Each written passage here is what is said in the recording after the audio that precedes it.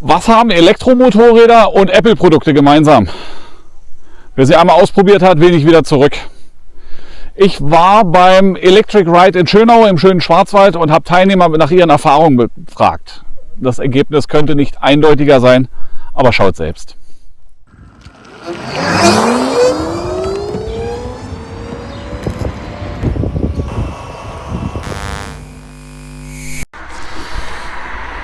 (18. September 2021). Ich befinde mich in Schönau im Schwarzwald. Heute findet statt, mittlerweile zum zweiten Mal, der Electric Ride Schönau. Eine Veranstaltung für Elektromotorräder jeglicher Bauart. Wir sehen es hier, eine Menge Zeros, ein paar Energicas. Mal schauen, was sonst noch kommt.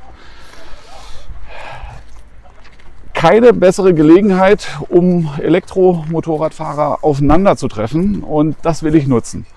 Es wird mit Sicherheit einen Fahrbericht geben, wieder zumindest von Remo. Den werde ich mal verlinken, wenn er fertig ist.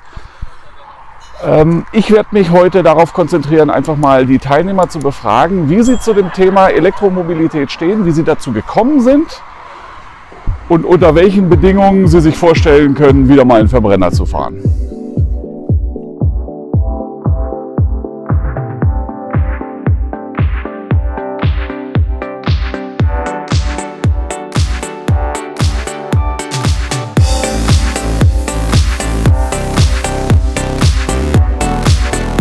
Ja, okay, dann nicht. Moin! Team Berlin ist vollständig!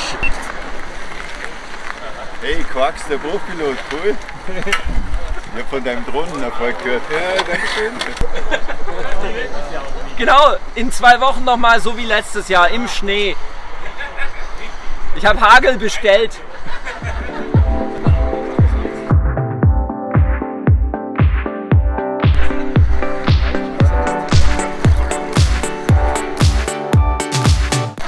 Schönen guten Morgen. Wer mich noch nicht kennt, ich bin der Christian. Ich bin hier der Organisator und ich bin vom Electrify BW. Wenn ihr also irgendwelche Probleme habt, dann meldet euch an den Electrify BW, nicht an mich. Jeder ist für sich verantwortlich. Ihr solltet euch an die Straßenverkehrsordnung halten. Die Route wird ungefähr 80 Kilometer lang sein. Ich gehe davon aus, dass wir um 12:30 Uhr wieder hier aufschlagen. Ja, viel mehr gibt es nicht zu sagen. Wenn ihr Fragen habt, könnt ihr euch jetzt melden oder für immer schweigen. Genau, braucht noch jemand ein Motorrad? Wir haben noch ein Motorrad übrig. Allerdings nur zum Fahren, für den einen Tag. Alles klar, dann wünsche ich euch viel Spaß. Um 9:30 Uhr pünktliche Abfahrt.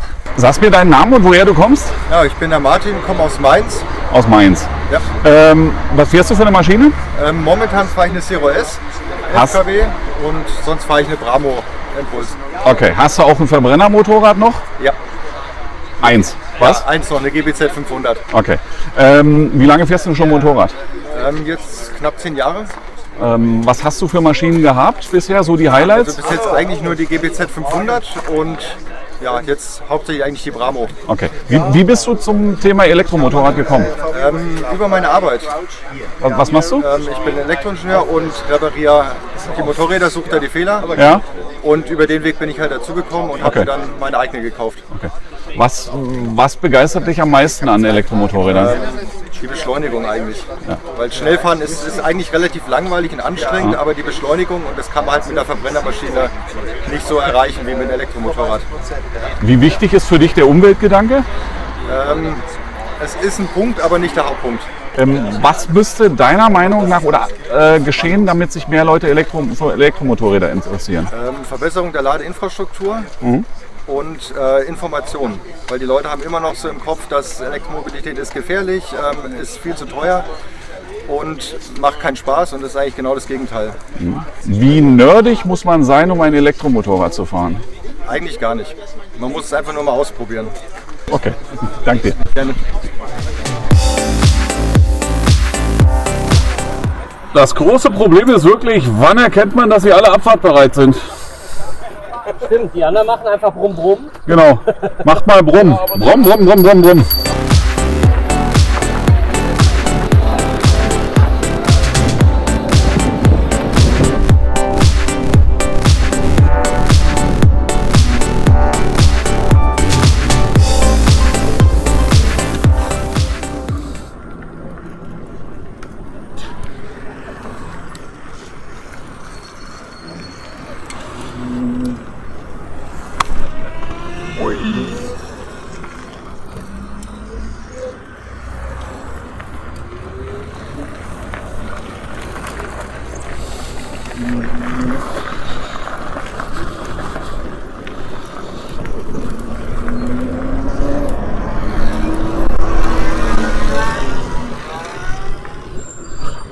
Ist das gespenstisch?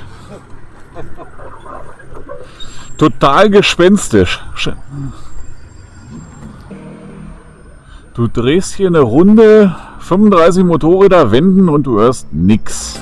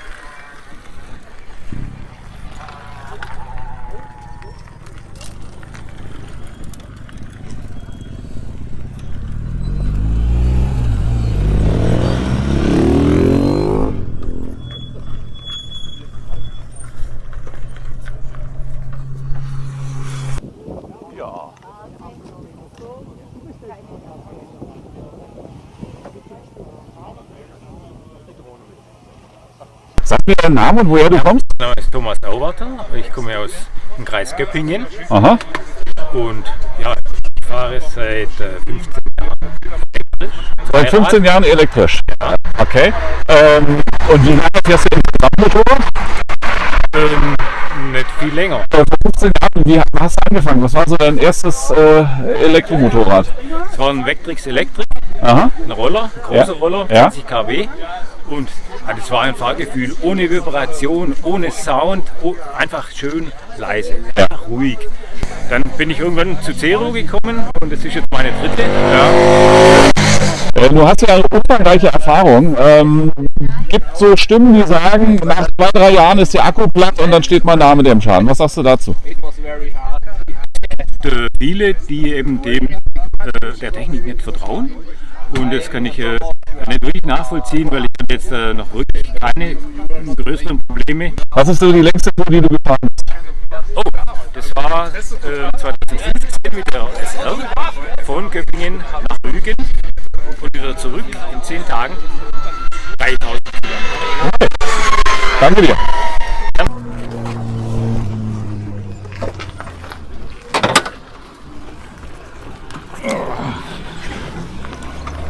Das Problem ist, man bekommt immer gar nicht mit, wenn es losgeht hier. Auf einmal rollen sie alle.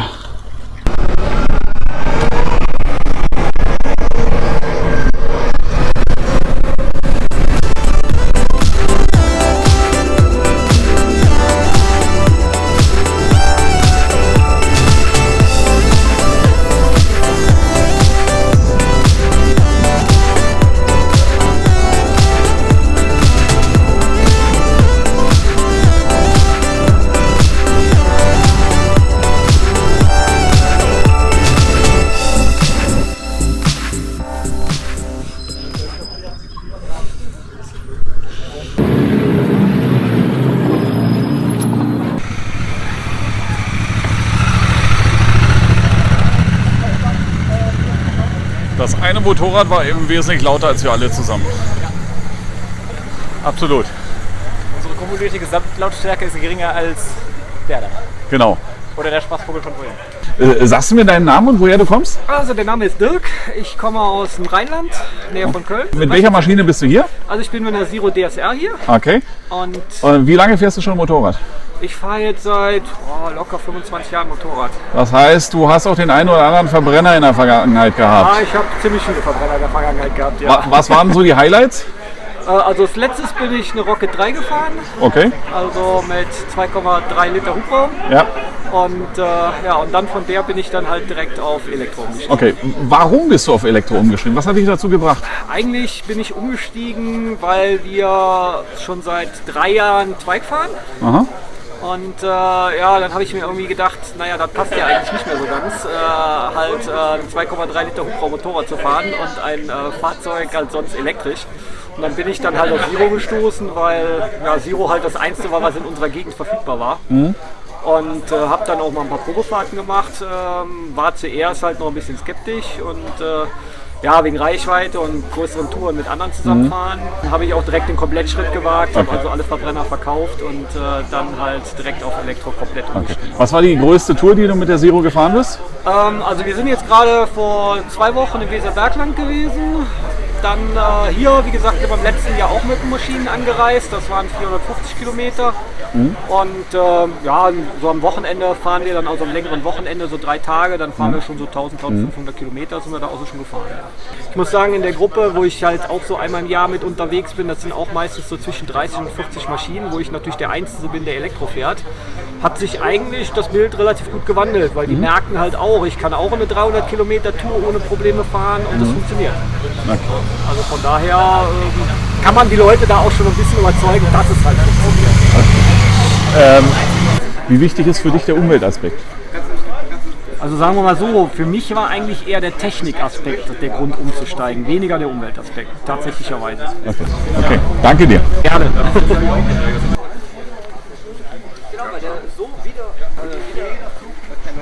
Sagst du mir deinen Namen und woher du kommst? Ich heiße Bruno Halter, komme aus der Schweiz, aus der Ostschweiz, Appenzellerland. Okay. Wie lange fährst du schon Motorrad, Gunnar? Motorrad selber fahre ich seit 30 Jahren. Das heißt, du hast mit Verbrennern angefangen? Ich bin mit meinem Boxer einmal über die Sydney Harbour Bridge gefahren und auch über die Golden Gate. Okay. Ein paar deiner Highlights, was waren so die Maschinen oder ein paar der Maschinen, die du hattest? Ja, ich habe früher in Studienzeit so mit der Honda VFR angefangen und dann eigentlich für Australien habe ich angefangen BMW Boxer zu fahren. Und heute bist du mit was hier? Ich bin mit dem BMW C-Evolution hier. Was hat dich dazu gebracht, auf Elektro zu wechseln? Ich fahre seit 5 Jahren Auto elektrisch, weil es mich interessiert, weil ich spannend finde, das Geräuschlose. Das, was wir, denke ich, gut machen können, um auch für die Umwelt etwas zu tun. Solarzellen auf dem Dach und mit dem eigenen Strom Auto zu fahren. Dann war es eigentlich naheliegend, auch beim Motorrad das zu machen. Und so ein bisschen aus Markentreue durfte ich dann mal einen BMW C-Evolution auslehnen für eine größere Ausfahrt, für eine Woche. Und habe so Freude daran bekommen, dass ich mir dann selber einen angeschafft habe. Das heißt, der Umweltaspekt stand für dich im Vordergrund, oder? Umwelt und Spaß am Fahren. Okay. Also das ist, das elektrisch macht einfach richtig Spaß. Ich habe meinen Verbrenner noch in der Garage, aber der kommt noch 2-mal pro Jahr raus, wenn es wirklich weitergeht zum Reisen. Was ist das für einer? Die GS 1200 BMW habe ich noch. Aber das ist wirklich, um längere Reisen zu machen. Ja. Das ist das. Das heißt, das Elektromotorrad ist noch nicht für jeden Einsatz geeignet. Ja. Okay. Leider noch nicht. Danke dir. Bitte. Und du bist der? Ernst. Ernst, kommst aus? Basel. Aus Basel, auch aus der Schweiz. Aus der Schweiz. Okay. Wie lange fährst du schon? April letztes Jahr. Oh, frisch angefangen. Ja. Das heißt, noch nie auf einem Verbrenner gesessen. Auch nicht in der Fahrschule? Nein.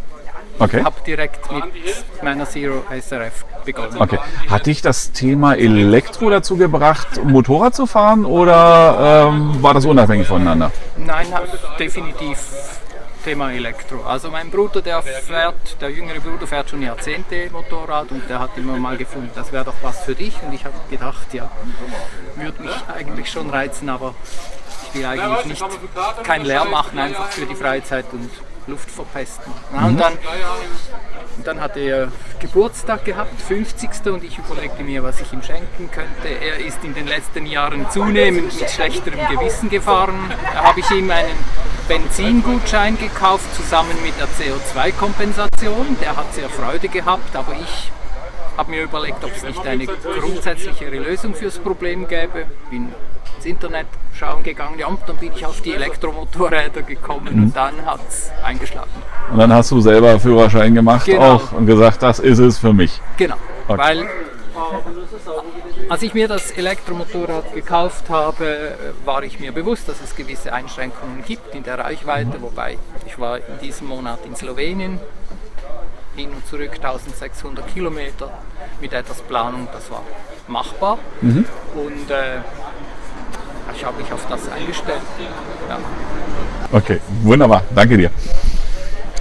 Sag mir deinen Namen und wo du herkommst. Ich bin der Jürgen und komme aus München Wie lange fährst du schon Motorrad? seit 1981. Nenn mir mal ein paar Highlights deiner letzten oder deiner Verbrenner-Historie.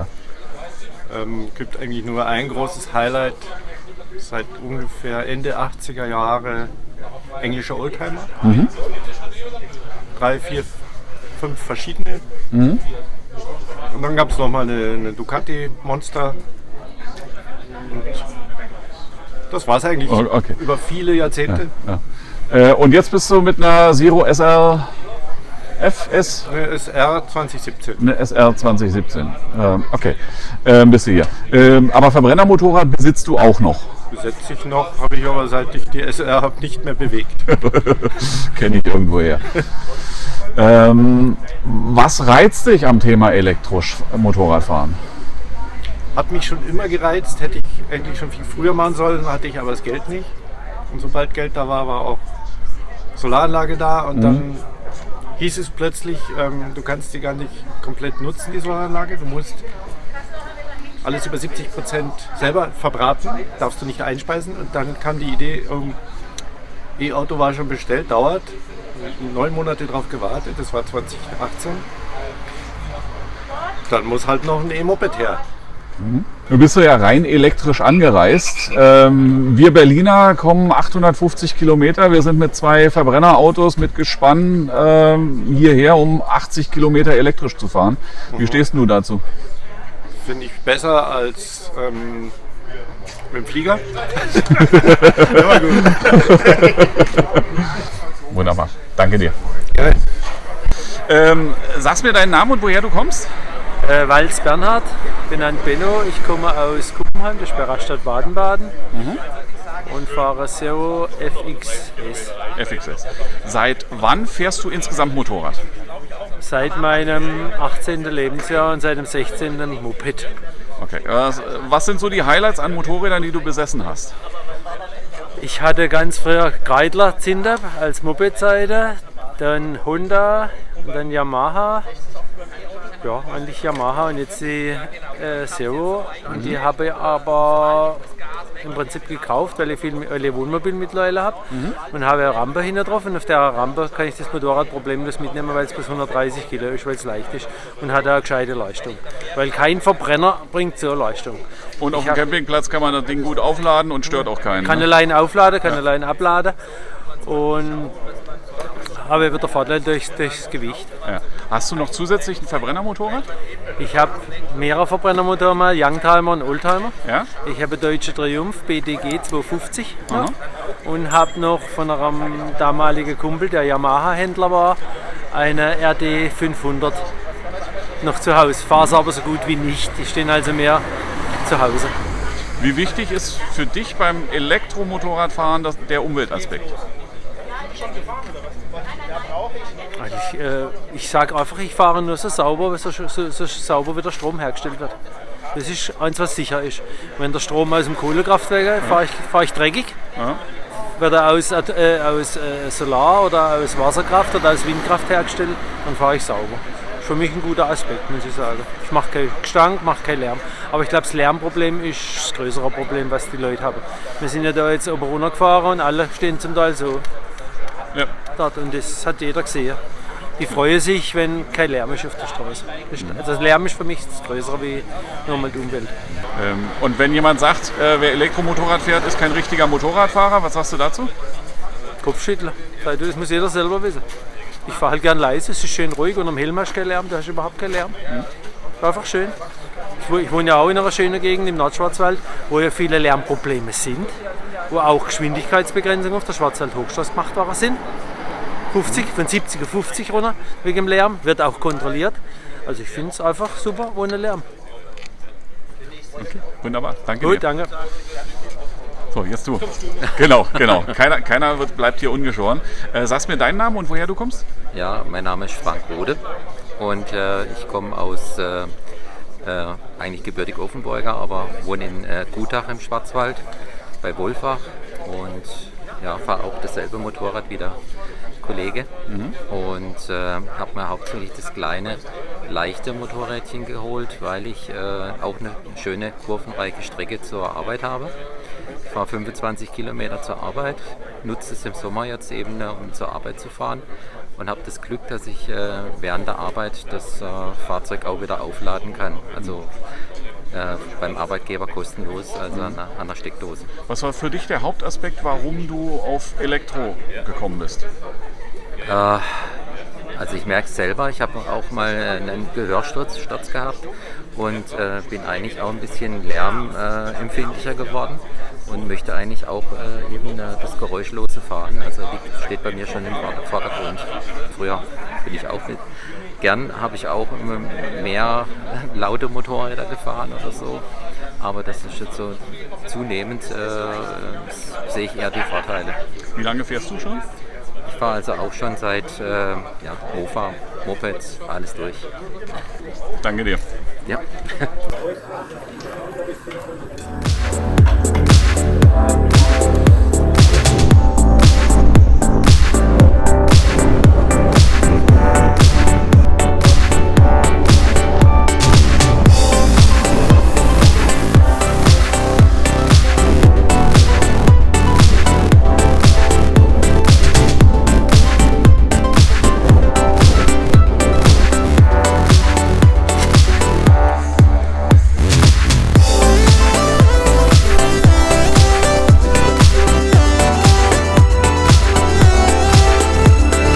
Verrätst du mir, wer du bist? Ich bin Bernd. Bernd. Und du kommst aus? Fürth bei Nürnberg. Wie lange fährst du schon Motorrad? Seit 25 Jahren. Das heißt nicht nur Elektro, sondern auch Verbrenner. Ja. Was sind so die Highlights, die du hattest bisher? Die Highlights an Motorrädern, die ich hatte? Genau. Ich hatte nicht so viele. Ich hatte eine Diversion 600er, die war nett zum Einstieg. Und dann Hatte ich auch. Hatte ich eine 1000er Facer, die war mega. Mega. Und du bist heute da mit was? Mit einer Zero SRS. 6 Wochen alt. Okay. Dein erstes Elektromotorrad? Nein, ich fahre seit 2 Jahren ein NIO NGT-Roller, L3E-Roller. Wie bist du auf das Thema Elektro gekommen? Ja, ich würde sagen, ich interessiere mich schon immer für Umweltschutz, schon seit Schulzeiten, so mit Solaranlage, und haben uns vor 4 Jahren einen Hybrid-PKW gekauft und dann den NIO-Roller, und jetzt, nachdem meine liebe Tochter im Juli gesagt hat, Papa, lass uns doch eine Woche mit dem Motorrad durch die Alpen fahren, habe ich mir gedacht, ich brauche ein Motorrad. Und Zero kenne ich schon seit ein paar Jahren, habe mich immer wieder umgeschaut und jetzt konkret geschaut, was passt mir da, was ist ein guter Fleuger für die echt geile 1000er Facer. Und ich würde sagen, ich habe es gefunden. Das heißt, du hast aktuell kein Verbrennermotorrad mehr? Nein. Gäbe es irgendeine Bedingung, unter der du dir nochmal einen Verbrenner kaufen würdest? Naja, nachdem ich jetzt die Zero fahre, will ich eigentlich nichts anderes mehr. Das Einzige, wofür ich ein Verbrennermotorrad besser finde, ist, wenn man meint, man muss jetzt 600 Kilometer über die Autobahn brettern und das möglichst schnell. Da ist ein Elektromotorrad noch im Nachteil, weil man kann halt nicht einfach nur den Tankrüssel in den Tank hängen und dann nach 5 Minuten weiterfahren. Da bräuchte man einen Rapid Charger, sonst noch was im Cam nicht drauf. Aber für normale Touren, Straßen, sonst noch was, gibt es nichts Besseres als Elektro. Ja, was ich feststelle, wenn ich jetzt in den Alpen unterwegs, was ich dafür echt interessiert, sind ältere Leute, also Senioren, 80, die kommen her, oh, das ist ja toll, bababa. Die Jungen trauen sich noch nicht so richtig. Und ich denke, wenn jetzt in der Familie ein schneller Motorradfahrer, wenn der einfach mal mit einem Elektromotorrad fahren würde, dann würde er feststellen, wow, das sind richtige Motorräder und machen Spaß. Was steht für dich dabei im Vordergrund? Thema Umweltschutz oder mehr Spaß?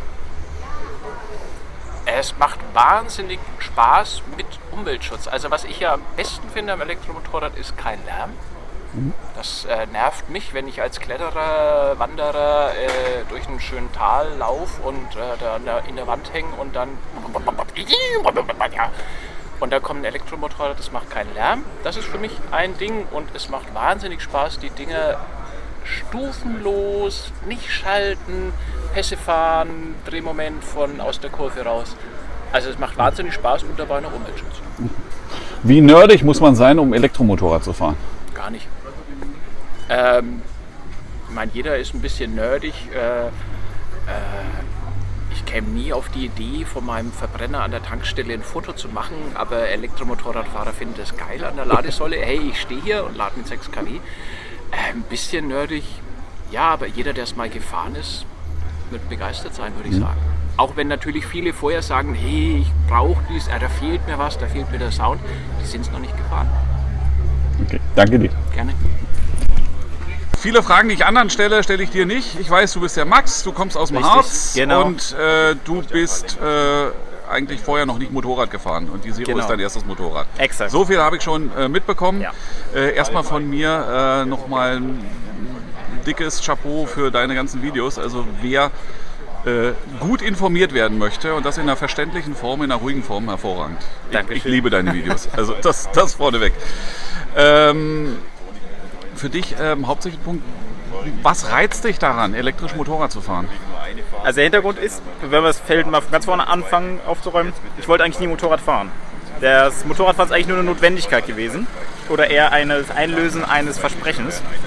Denn eigentlich sollte der Antriebsstrang, der hier in meiner Zero ist, eigentlich in unseren Twizy eingebaut werden, komplett. Also das war halt aus dem Twizy mit 8 Kilowatt, ein Twizy machen mit 50 Kilowatt und der halt ein bisschen flotter beschleunigt. Als ich die Zero dann allerdings abgeholt habe ich es erstmal auf den Hänger geschoben und da habe ich mir schon so gedacht, so ein Motorrad ist schon ganz nett. Es schiebt sich schön, vielleicht möchte ich es auch mal fahren, mal gucken. Aber eigentlich war so der Gedanke dann schon eingebrannt, nein, ich möchte einen Antriebsstrang haben. Als ich dann allerdings meinen Kollegen davon erzählt habe, meinen Freunden, dass ich ein funktionierendes Motorrad auseinandernehme, nur um einen Antriebsstrang zu kriegen, waren die mehr oder minder entsetzt. Und nachdem sie mir dann wochenlang auf den Nerven gegangen sind, dass man sowas nicht machen kann, auch wenn man einen Antriebsstrang haben will, haben sie gesagt, oder haben wir dann zusammen die Vereinbarung getroffen, okay, ich versuche einen Motorradführerschein zu machen und wenn sich abzeichnen sollte, dass ich den nicht schaffe, dann kommt sofort der Antriebsstrang raus, baue ich um. Aber wenn ich ohne Probleme anstandslos durchlaufe durch die Führerscheinprüfung, dann fahre ich Motorrad und dann bleibt das Motorrad, wie es ist. Ja, wie wir sehen, es hat alles leider oder zum Glück funktioniert. Denn im Nachhinein muss ich auch sagen, also ich bereue es eigentlich nicht, dass es funktioniert hat, weil Motorradfahren macht schon verdammt viel Spaß. Egal, ob jetzt elektrisch oder nicht. Okay. Bist du in der Fahrschule Verbrennermotorrad gefahren? Ja, genau. Wie ist das im Vergleich für dich? Es ist wirklich ein fliegender Teppich. Also das ist einfach schon, man setzt sich drauf, macht es an und fährt einfach. Also nicht groß irgendwie nachdenken, schalten oder so. Ich muss mir keine Gedanken machen über irgendwie Kette schmieren oder irgendwas am Ventilspiegel einstellen und so. Das ist das Schöne, ich stelle die einfach in der Ecke und kann Motorrad vergessen, muss nicht mehr viel dran machen. Also vom Fahren her würde ich sagen, hat das doch einige Vorzüge. Manche sagen, Elektromotorräder sind keine richtigen Motorräder. Fühlst du dich als richtiger Motorradfahrer? Ja, klar. Also das stellt sich ja meistens spätestens an der Ampel heraus. Wenn dann irgendein anderer Motorradfahrer meint, ein herauszufordern, das nimmt dann meistens ein sehr unschönes Ende, zumindest für den anderen Motorradfahrer. Aber ich kann es absolut nachvollziehen, dass einige sagen, es ist in deren Augen kein richtiges Motorradfahren. Da finde ich aber meistens das Problem, die Leute haben es einfach nicht ausprobiert. Das ist, sie haben mal gehört, das soll nicht toll sein, sie haben gehört, also es ist immer so, ich habe von irgendjemandem gehört, das soll nicht toll sein, es soll keinen Spaß machen, keinen Sound und so weiter. Und meistens, wenn man die Leute dann fragt, hast du schon mal ausprobiert? Nee, möchte ich auch nicht. Und das, denke ich mal, ist so eher das größte Problem. Deswegen würde ich jetzt im Allgemeinen sagen, für die Leute, also für jemanden, der jetzt auch beide Seiten kennt, es ist wie normales Motorrad, also es ist ganz normales Motorradfahren, es ist ein Motorrad, ich fahre damit, also per Definition ist es Motorradfahren. Es ist natürlich was anderes, aber es ist nicht schlechter, es ist halt nur was anderes. Und jetzt eine Frage, die förmlich auf dich zugeschnitten ist. Wie nerdig muss man sein, um ein Elektromotorrad zu fahren? Naja, wir sehen, also ich würde mal sagen, aus meiner Perspektive kann ich so bewerten, also ich bin extrem nerdig, was das angeht, also da gehört schon eine ganze Menge dazu. Aber wenn ich mich hier immer so umgucke, es gibt auch normale Menschen, die nur Elektromotorrad fahren, also das kann man schon mal so festhalten. Ja. Das ist super. Vielen Dank. Christian, du hast das Ganze hier organisiert. Ja. Kommst hier aus der Gegend? Nein. Nein? Ich komme aus Stuttgart. Du kommst aus Stuttgart. Okay. Wie lange fährst du schon Motorrad? Ich fahre seit 2014 Motorrad, da habe ich meinen Führerschein gemacht und jetzt fahre ich Elektromotorrad. Okay. Seit wann fährst du elektrisch? Praktisch seit 2014, seit ich meinen Führerschein habe. Also ich habe, bevor ich den Führerschein fertig gemacht habe, habe ich mich erkundigt, was gibt es denn überhaupt für Motorräder. Habe sogar Dieselmotorräder angeguckt, Royal Enfield, Triumph, das war so eigentlich meine Schiene. Und dann habe ich den Morimax, den der ein oder andere kennt, der hat einen schönen Blog, habe ich da kennengelernt bei einer Weltrekordfahrt in Stuttgart und habe mich da über Elektromotorräder dann zum ersten Mal informiert. Und er hat gesagt, ja, das ist kein Problem, er kann damit auf Reisen. Ich habe es hauptsächlich zum Pendeln gebraucht und dann war das für mich ein No-Brainer. Da habe ich gesagt, ja gut, dann kaufe ich einen Elektromotorrad. Ne? Okay, das heißt von vornherein gleich elektrisch unterwegs? Ja. Was steht denn für dich im Vordergrund? Spaß oder Umwelt? Hauptsächlich Spaß. Tatsächlich gekauft habe ich es dann, weil es günstiger ist. Meine Idee war der Total Cost of Ownership. Also die Kosten, die ich über die komplette Lebenszeit habe, sind deutlich niedriger als beim Benziner, weil ich jeden Tag 40 bis 80 Kilometer fahre. Wie viele Kilometer hast du runter mittlerweile? Über 120.000 Kilometer. Ich hoffe, dass ich dieses Jahr vielleicht noch die 122.000 knacken kann. Mit dem ersten Akku? Ja, natürlich. Letzte Frage. Wie nerdig muss man sein, um Elektromotorrad zu fahren? Früher war das schon noch deutlich nerdiger. Also da musste man wissen, wo stehen die richtigen Ladesäulen, habe ich einen Adapter dafür, falls es mal nicht passt. Inzwischen muss man sagen, sind die Fahrzeuge ziemlich ausgereift. Auch die Ladeinfrastruktur ist grundsätzlich ausgereift. Das heißt, es gibt einen Ladestandard, den man benutzen kann. Typ 2 zum Beispiel für die Normalladung und CCS für die Schnellladung. Und viel mehr muss man eigentlich nicht wissen. Man muss dann noch eine Ladekarte dabei haben und das war's. Oder kostenlos laden wie heute hier? Ja genau, oder man sucht sich halt Events oder Freunde oder einen Bauern, der sagt, hier kannst du bei mir laden, dann ist das gar kein Problem.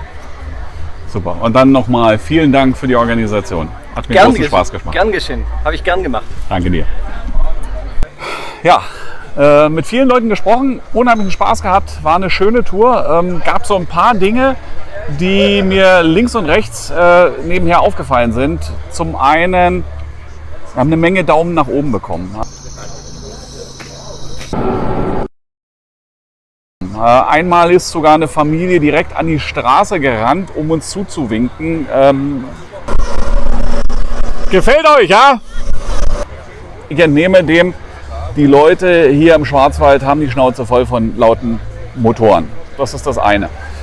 Das andere ist aus den Interviews.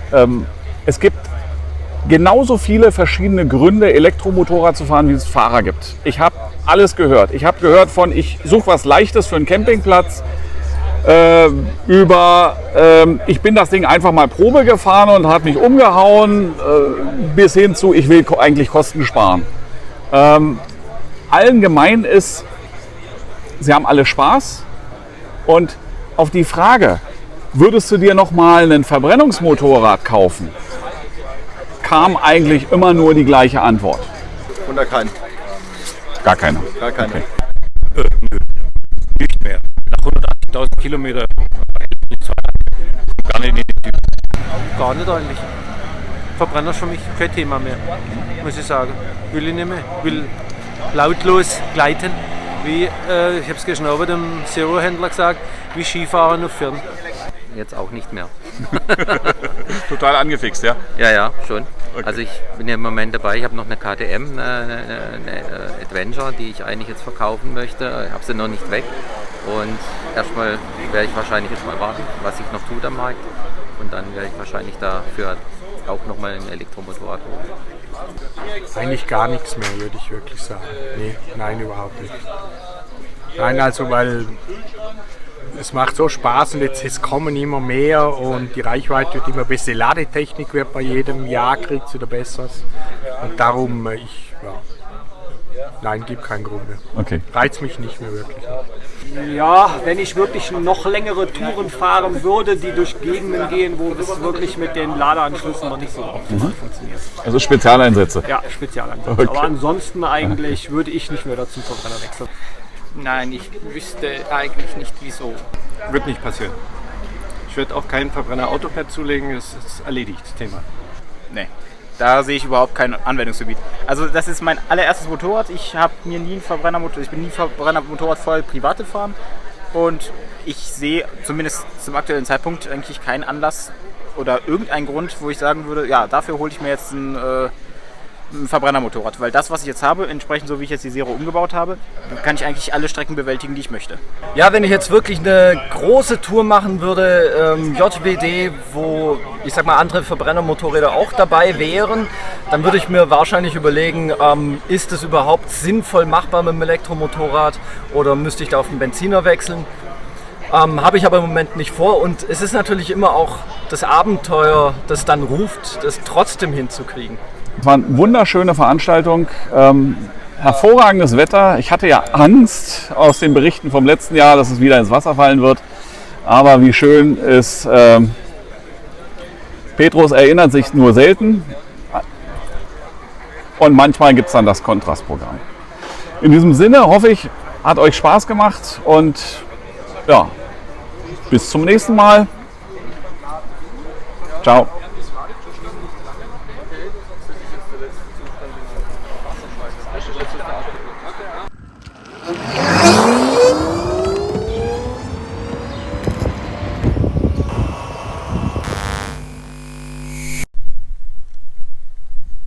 Das war's? Das war's. Oh, das ist hier. Wenn das nicht hier wäre, wäre so schön.